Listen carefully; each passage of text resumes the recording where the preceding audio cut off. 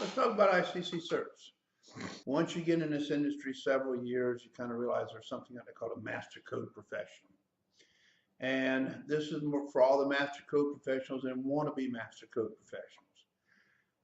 It's basically like getting a PhD in codes. I mean, once you pass about 20 exams and you met all these requirements, the ICC actually gives it to you. There's a little bit of a mention on it on their site, but it's not a big publicity thing for them. Because, I mean, it just isn't. So we've decided, me and a couple other Master Code professionals, start a Master Code Professional Association.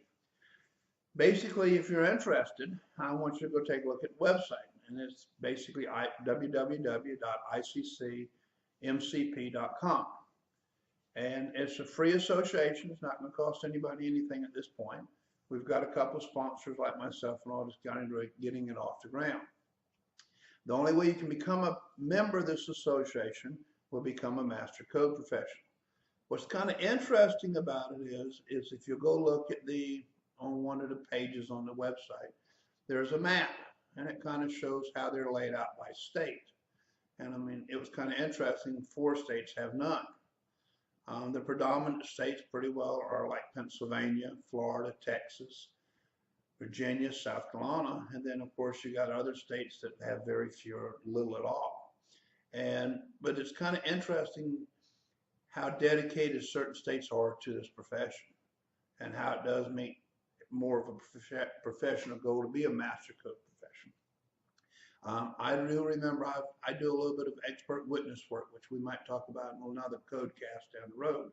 But basically right now, I want to tell you that it's opened a lot of doors for me.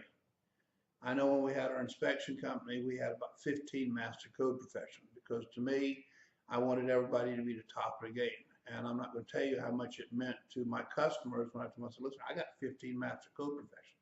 I got the people that really know what's going on. And that really opened a lot of doors in our eyes. If you're interested in becoming one, there's a link on there that shows you how many tests you get to have and which ones you have to have. I'm here to help you. The more that people can become a Master Code professional, the more you're interested in this industry. I do want to tell you one little story, and it was kind of an interesting one. We had a jurisdiction in South Carolina, and the building official retired. And it was kind of interesting. I was wondering who's going to get the job of building official in this jurisdiction. And it's a pretty decent job. It's one of the bigger jurisdictions. And when I heard that my buddy got it, he called me up and he said, John, I said, yeah. He said, I want to thank you. I said, for what? He said, for pushing me. He said, every time I come to class, every time I saw you, you wonder how far away it was to get a Master Code professional.